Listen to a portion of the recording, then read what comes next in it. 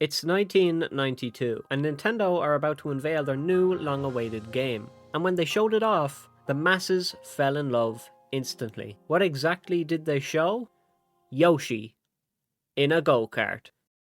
Times were simpler back then. I've often said Mario Kart is the third most fun reason to hate your friends, only trailing behind Monopoly and Monopoly for Nintendo Switch. But it is definitely the most popular, with it being the most famous spin-off game of all time. The most recent entry into the series, 8 Deluxe, was handled perfectly, adding new characters like King Boo, Dry Bones, and Bowser Jr. Good additions to an infamously mediocre roster. God knows what would happen if they left out Cat Peach. Along with adding actual battle courses, 8 Deluxe delivered on what the fans desperately wanted. And then 5 years later, they announced a DLC adding 48 more tracks to the game, meaning there will be a grand total of 96 tracks when the final 2 cups get added. It would be an insult to ask for more.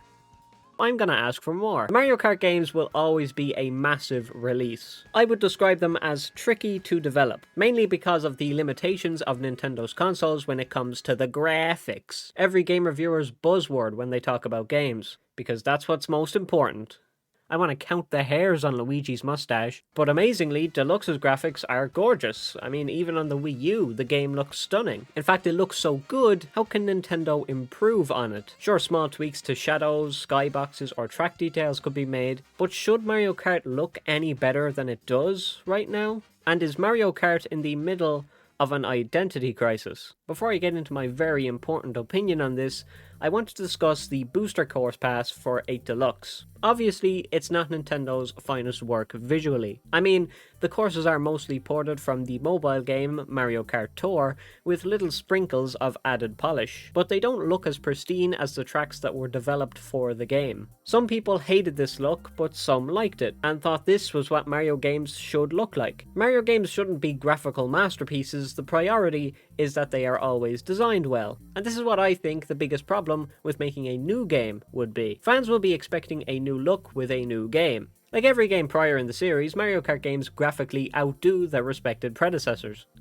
Unless we're talking about Mario Kart DS. Does this really look better than Double Dash to you? Deluxe is by far the best game visually in the series, but as we arrive at the 10-year point in which we haven't really gotten a brand new Mario Kart, will one be in development soon? The only reason why the Booster Course Pass exists, I think, is to give Nintendo some time to come up with a new Mario Kart on a new console, since the rumours of a new Nintendo console releasing in 2024 are very prevalent at the moment. The Booster Course Pass could give them enough time to build a brand new Mario Kart as a launch title, with a smaller team working on the Booster Course Pass in the meantime. Alright, take off those tinfoil hats, that's all the conspiracy and guessing I'll be doing in this video. Let's discuss Mario Kart's identity crisis.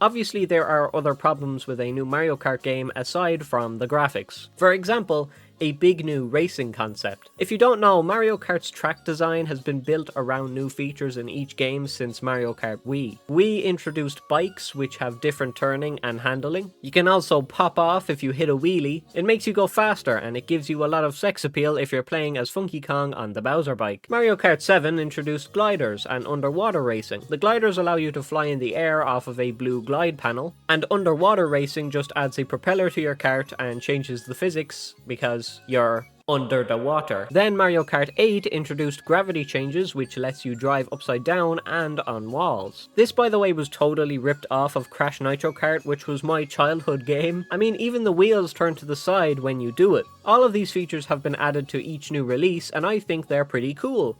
And somewhat stolen, but mostly pretty cool. So what would a new Mario Kart add in terms of a new feature? What are you looking at me for? I don't know. I'm not a Nintendo. Right now, there's basically no limits to track design, but it also means that the next game won't blow anyone away, which is quite disappointing, but I mean, you can't really complain. As I said, there's no limit to track design. You can go on ceilings, walls, upside down, downside up, inside out. You can do anything on these tracks now. The series is sort of running into an identity crisis because it will struggle to expand beyond 8 Deluxe. 8 Deluxe feels like the end of a long series of games, and that's because it is. Why else would a massive DLC release with 48 fan favorite tracks if it wasn't? In Nintendo's eyes, this is the end of Mario Kart as we've known it for 10 or so years, which is why rumours about a new game have started forming.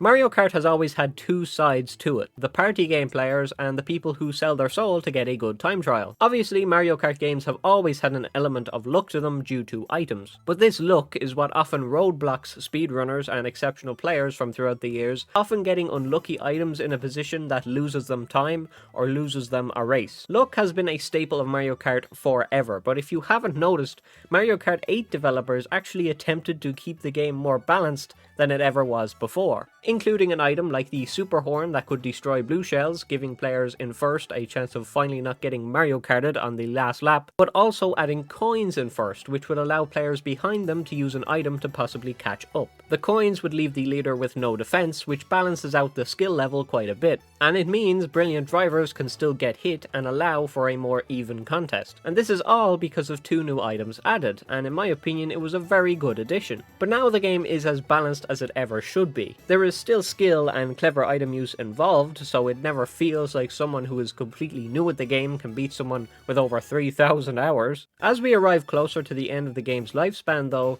it seems like adding or removing any items would slightly tilt the balance more. In terms of new items, is there really any point in coming up with new concepts for a game series that has mastered its balance? Bringing back past items like the fake item box or the Tanuki leaf wouldn't change much balance, but it's also not very innovative either. It's like bringing back old tracks into 8 Deluxe. It's not doing anything new. Sure, it's nice to have them, but would I really be the type of consumer to froth at the mouth if the Mega Mushroom returned? Listen, I'm a lame white boy, but at least I'm a lame white boy who has some standards. Innovation is going to be tough for this series, there's no doubt about that. It would be risky to tamper with the current balance of the game, even in terms of the mechanics and stats of carts and characters. Sure, people have their preferences, but Wii and 8 Deluxe are the most popular. Do Nintendo change the mechanics for a new game, or do they keep the same as they've had in 8 Deluxe? If they change the mechanics, well, then fans will just have to adjust to them, which isn't too bad, but it will be tough considering it's been the same way for about 10 or 11 years. But if they keep the same mechanics, the feel of the game won't feel much different, which is a slight problem for a new game in a series that hasn't received a new release in 10 years.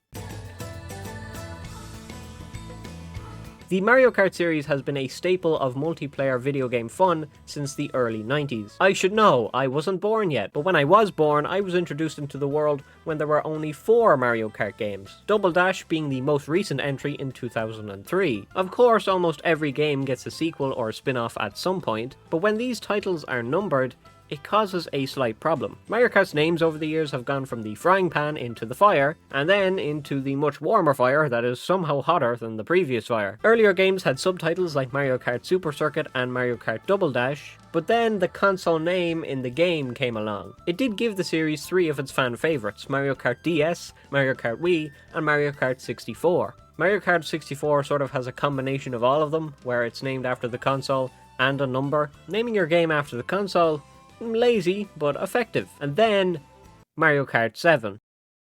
How exciting. Mario games don't need fancy names, but the numbering system always confuses me. So there's Mario Kart 8 and Mario Kart 8 Deluxe. So there's 2 Mario Kart 8s? Or no, 8 Deluxe is an enhanced version of Mario Kart 8, of course. How silly of me. But then, does that mean that Mario Kart 8 Deluxe is technically Mario Kart 9?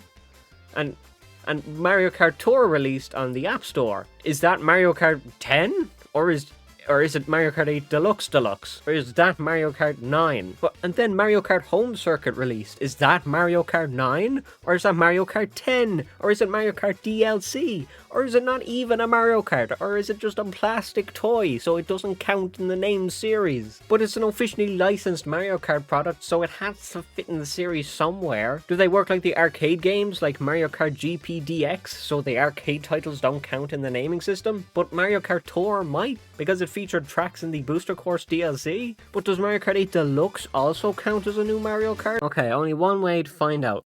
The Fantendo Wiki, baby. Let's go! Fantendo is a community of people who detail their own custom-made games. They're not actually real games, they're just described as if they had a real Wikipedia page, and people are creative. I actually think it's kind of cool. I made one myself when I was like 12. I can't find it anymore, that's probably for the best. But obviously these are the professionals who have thought long and hard about the names of this series before, so here we are, Mario Kart 9. Let's see what it says. Mario Kart 9 is a new installment in the Mario Kart series, which is the 10th Mario Kart game.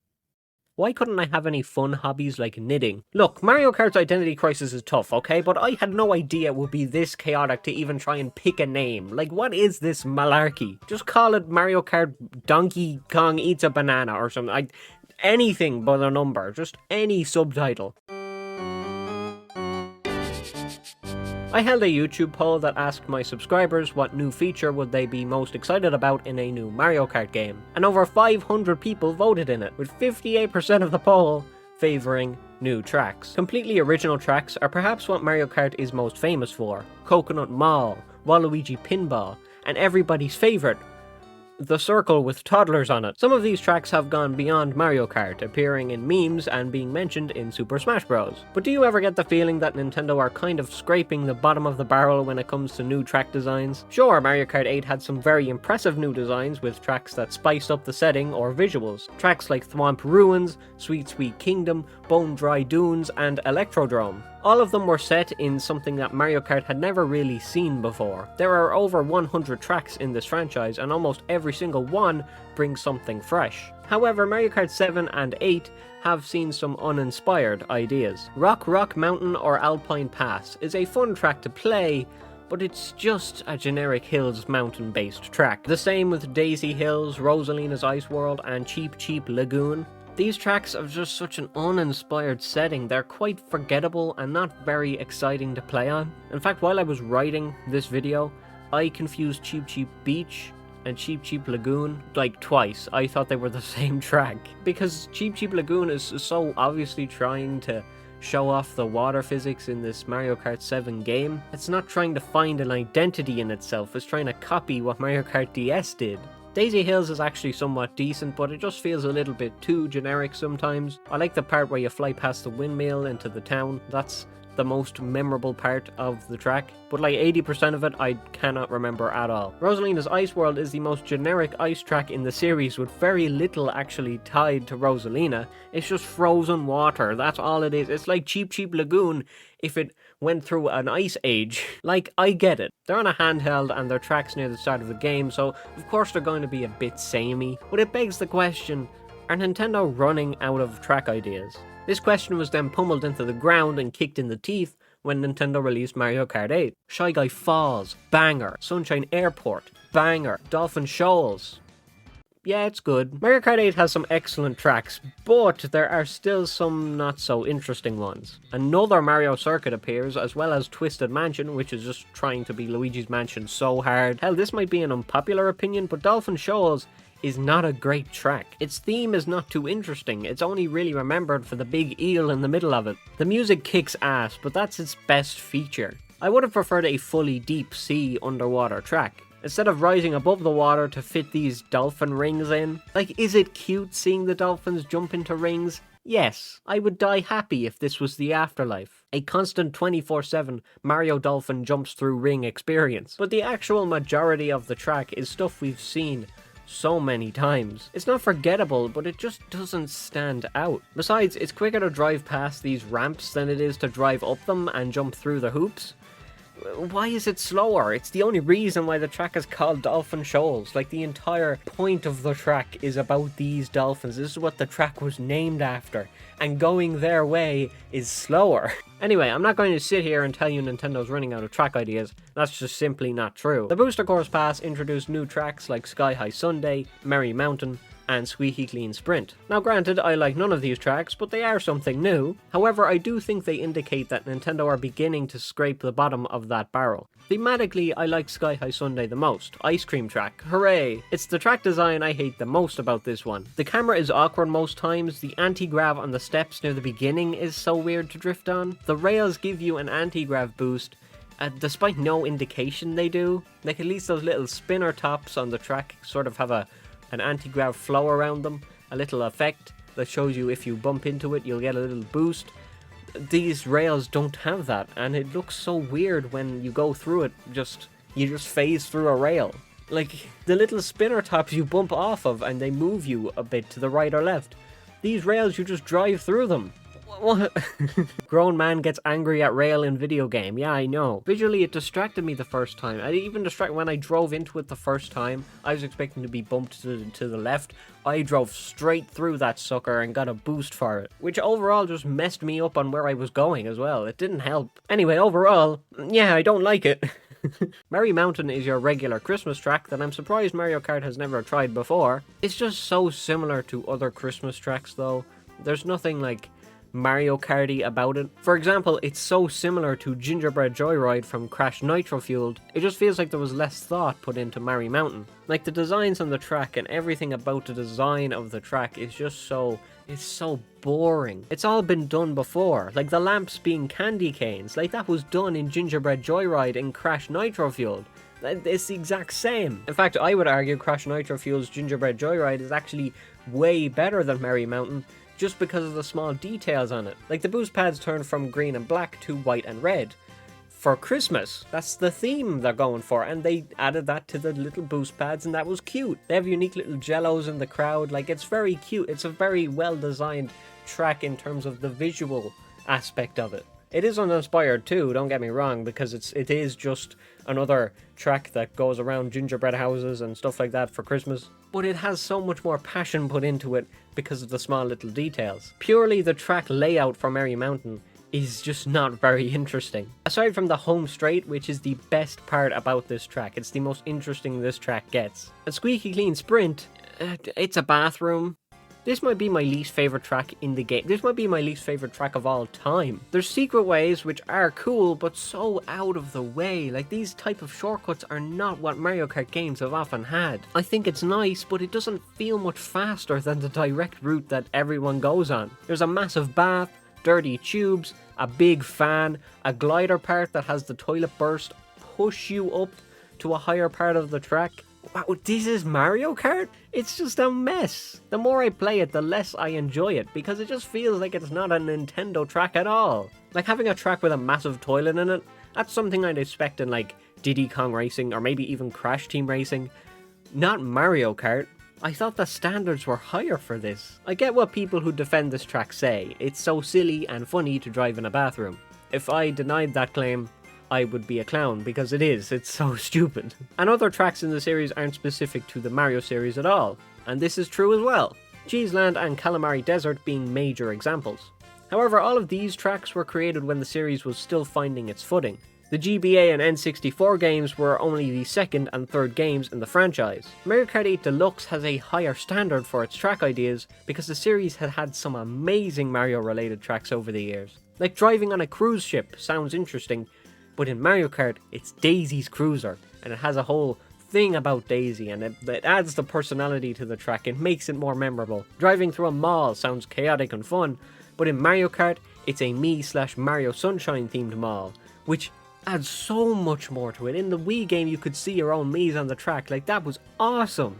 Squeaky Clean Sprint is just a bathroom with a couple of Nintendo references in it. Now, I'm not saying I want a Bowser themed bathroom, but I am saying the idea for the track is so uninspired that if you tried to give a Mario character this sort of setting, it wouldn't work. Even the inclusion of Yoshi's Island as a track tells me the ideas for new tracks are starting to become a rarity. You obviously can't blame Nintendo for this. They've made some incredible tracks over the span of the franchise, but I still hope that the next tracks the series gets is a lot more original and has a lot more of a Mario flavour to them. Because tracks like Squeaky Clean Sprint are just not part of Mario Kart's identity. If you put Squeaky Clean Sprint into Crash Team Racing, you've got another track, that's great. But if you put it into Mario Kart, you have to add something to it, because Mario Kart is the racing game everybody plays. There's gotta be a reason why this is a Mario Kart track. Video games are tough to develop. There is so much planning and group effort to even get a model of a Mercedes GLA into a game. Fan wish lists are often ambitious, and that's because we want everything to be perfect and ideal because we pay the money to play the game we want to play. And I would understand the appeal of a Mario Kart Ultimate type of game where all past characters, tracks, karts reappear in the game. But the reason why Mario Kart has this identity crisis is because they tried doing this in Mario Kart 8 and Mario Kart 8 Deluxe. Hideki Kono, which is the game's producer, and I hope I said his name right, revealed in an interview that he wanted the game to represent all previous games in the series. He states, "We really wanted this game to be a representation of all the games that came before it. We wanted to summarize and bring together all the elements of the series into this title." That's basically what Super Smash Bros. Ultimate was. Now, I'm not saying there should be a completely fresh new game that changes everything, but Nintendo are heading into new directions with their Mario games. What with the new movie releasing this year, Charles Martinet retiring, and Mario Wonder completely changing up the 2D Mario style, I think the next 3D Mario and Mario Kart game will also have to adapt to this change. And I think it's a perfect time for the Mario Kart series to discover something fresh. But no matter what, it's a Mario Kart game. Are you kidding me? People will buy it no matter what dipstick character was added. What's that? YouTuber the Irish Dino is a new character in Mario Kart 17? Well, sign me up. The series is basically what Mario is universally known for now, so the developers don't need to change all that much. But to fix this identity crisis, change is required. Change is sometimes scary, but is also sometimes cool. I think we should embrace it if a new game releases anytime soon. Speaking about embracing, I embrace you for watching this video all the way through. Thank you. And I also embrace my YouTube channel members, ZS and Evan the Cat, for supporting the channel. My YouTube channel members are the best, and you're keeping me doing these videos because I have a lot of passion for them, but sometimes it's hard to get up in the morning to write or record something. But then I remember I'm making videos for people who really want to see them and really enjoy them, and I just get a burst of energy for doing it. So thank you, your support really just means the world to me. If you would like to support me further, the join button is always there. Thank you for watching a silly Mario Kart video. I'll bring another one to you soon. Bye bye.